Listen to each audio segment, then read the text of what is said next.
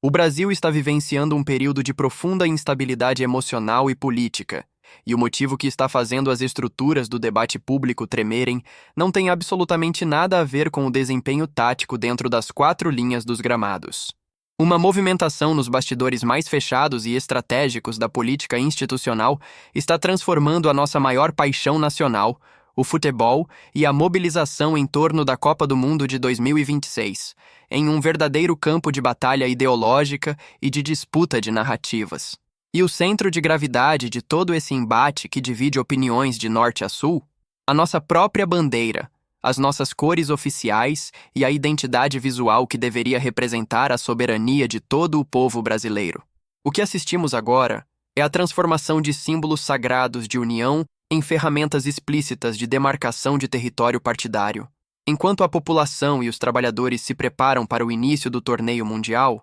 algo extremamente complexo e que acende um sinal de alerta começou a se desenhar de forma coordenada nos palanques e nas redes sociais. Uma disputa velada, mas brutal e implacável, pelo controle dos nossos símbolos cívicos, tomou conta das agendas das principais lideranças políticas do país. O sentimento de orgulho nacional, que historicamente servia como o maior elo de união e trégua institucional entre os cidadãos durante o período de jogos da seleção, virou uma extensão direta do xadrez eleitoral e uma arena de provocação mútua, onde cada cor vestida nas ruas carrega um peso político esmagador. De um lado do tabuleiro, o senador Flávio Bolsonaro apresentou uma estratégia de comunicação extremamente clara, direta e focada em sua base de apoio conservadora, pedindo publicamente para que os torcedores utilizem camisas estampadas com o rosto ou referências explícitas ao ex-presidente Jair Bolsonaro durante as celebrações da Copa. Trata-se de uma tática de marketing político voltada para a consolidação de uma identidade visual forte nas ruas, mantendo a militância em estado permanente de engajamento ideológico e associando o patriotismo do futebol diretamente à imagem de seu grupo político. Essa movimentação visa criar um impacto visual inquestionável nas manifestações populares, blindando os apoiadores de direita através da estética que marcou as grandes mobilizações conservadoras dos últimos anos no país. Mas essa convocação da oposição é apenas uma parte de um tabuleiro de xadrez muito maior e mais preocupante. O grande problema que está gerando discussões acaloradas é que, no meio dessa jogada de imagem, as ações e as novas diretrizes recomendadas pelo presidente Luiz Inácio Lula da Silva começam a desenhar um cenário que muitos analistas consideram um movimento estratégico de alto risco para a coesão social do Brasil. Como o atual mandatário se posiciona nessa batalha feroz pelo controle dos símbolos nacionais? Será que a sua convocação para que a militância de esquerda e os partidos progressistas passem a vestir o verde e amarelo durante os Jogos da Copa é, de fato, um ato de pacificação para nos unir sob a mesma bandeira ou uma estratégia calculada para disputar o monopólio estético e esvaziar a identidade visual de seus adversários políticos? Essa é a complexa realidade que envolve os bastidores do marketing governamental. A forma como o uso das cores da bandeira nacional está sendo disputado centímetro por centímetro pelas duas maiores forças políticas do país, transformando o sentimento de patriotismo espontâneo em um jogo de xadrez calculado e milimetricamente planejado pelas equipes de comunicação de Brasília. Para muitos observadores independentes, a tentativa do governo federal de incentivar os movimentos de esquerda a adotarem o verde e amarelo representa um esforço para a desvinculação desses símbolos da imagem exclusiva da oposição conservadora.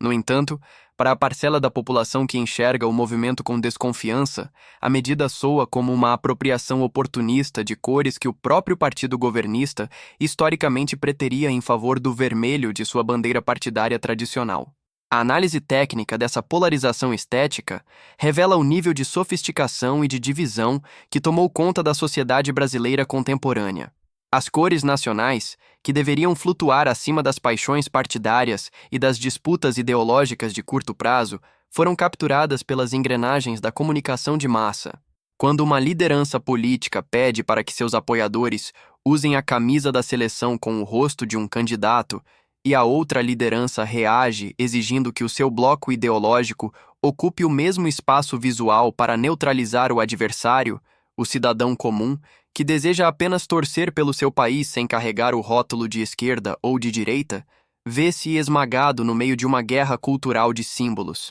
O manto verde e amarelo perde a sua neutralidade cívica para se transformar em um uniforme de combate partidário. Estrategistas de comunicação explicam que essa batalha pelas cores da bandeira na Copa do Mundo de 2026 é um laboratório social decisivo para medir os índices de rejeição e de aceitação das duas correntes ideológicas que dividem o eleitorado. O grupo político de Flávio Bolsonaro aposta na fidelidade absoluta de sua base de apoio, acreditando que a personificação dos símbolos nacionais através da imagem do ex-presidente é a forma mais eficiente de manter a militância mobilizada e coesa perante a opinião pública. Eles defendem que o patriotismo e o orgulho pelas cores nacionais são valores intrínsecos ao seu movimento e que a camisa verde e amarela tornou-se o símbolo legítimo da resistência conservadora contra os projetos do atual governo federal. Por outro lado, a estratégia desenhada pelo presidente Lula e por seus assessores de imagem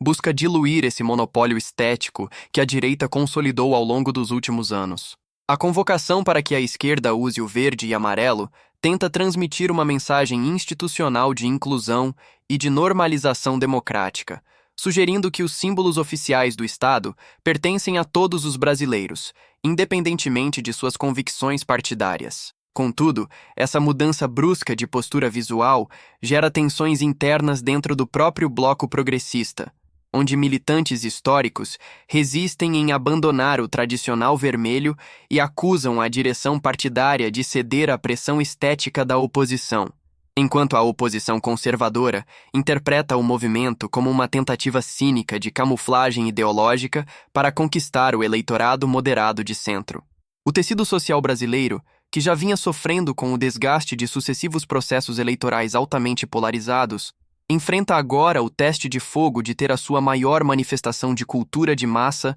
instrumentalizada pelas cúpulas partidárias. A Copa do Mundo, que historicamente funcionava como um período de suspensão das hostilidades políticas e de celebração da identidade coletiva, corre o risco de se transformar em um termômetro de fricção social, onde cada aglomeração de torcedores nas praças públicas e nas arenas será monitorada e classificada de acordo com a predominância de estampas, rostos ou cores políticas exibidas nas vestimentas. A politização do futebol atingiu o seu nível mais profundo e estrutural, onde até o ato de vestir a camisa do próprio país exige do cidadão uma tomada de posição ideológica prévia. Os bastidores dessa disputa de marketing em Brasília revelam que os comitês de campanha de ambos os lados compreendem perfeitamente o impacto psicológico que a comunicação visual exerce sobre a mente do eleitor indeciso. Imagens de multidões vestidas com uma determinada cor durante um evento de apelo global como a Copa do Mundo possuem um valor de propaganda inestimável para consolidar a percepção de apoio majoritário na sociedade. A oposição quer provar que as ruas continuam pertencendo ao movimento conservador através da exibição explícita da imagem de seu líder, enquanto o governo federal atua para esvaziar essa narrativa, ocupando os mesmos espaços com uma massa multicolorida que dilua a exclusividade visual reivindicada pelos adversários políticos. Diante de todo esse cenário de alta tensão institucional, disputas estéticas de bastidores e manipulação de símbolos cívicos que deveria representar a soberania de todos, o debate sobre os rumos da nossa identidade nacional permanece completamente aberto e inflamado em todas as esferas da convivência social. A Copa do Mundo de 2026 será lembrada não apenas pelos lances dentro do campo, mas como o palco de um dos confrontos ideológicos mais complexos e profundos da história recente do país, onde as cores que cobrem o peito dos torcedores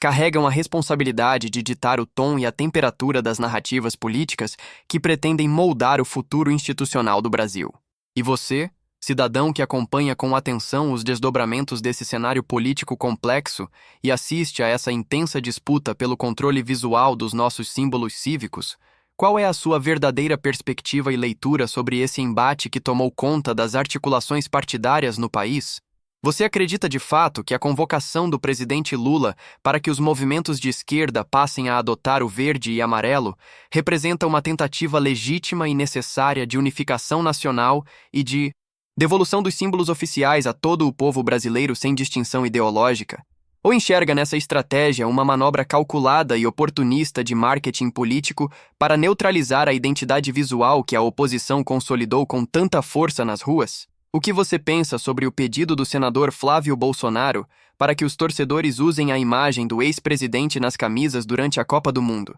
Deixe a sua opinião detalhada, o seu comentário construtivo e a sua análise completa aqui, embaixo na nossa comunidade de debates, porque a sua voz e o seu discernimento crítico são fundamentais para que possamos compreender as entrelinhas do poder e expor a verdade sobre as estratégias que moldam o comportamento da nossa sociedade. Não se esqueça de deixar o seu gostei se você considera importante analisarmos com neutralidade e profundidade os bastidores do marketing político e das guerras culturais de símbolos no Brasil. Inscrever-se no canal para acompanhar as próximas atualizações exclusivas do cenário institucional e ativar o sininho para receber em primeira mão as nossas investigações de bastidores. Compartilhe este vídeo com os seus amigos e nos seus grupos de discussão que precisam entender que o futuro do país está sendo disputado em cada detalhe da nossa comunicação visual. Mantenha a mente focada nos fatos, o coração firme nos valores democráticos e nós nos vemos na próxima análise.